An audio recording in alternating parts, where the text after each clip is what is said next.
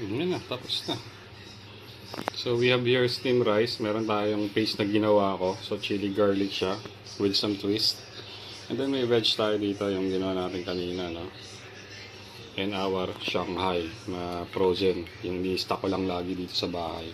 Pang mabilis ang chicha.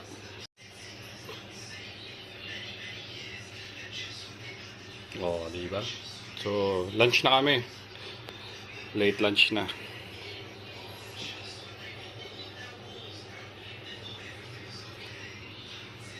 Testing nga natin ito Shanghai. Yan ha. Si Commander nagbalot niyan.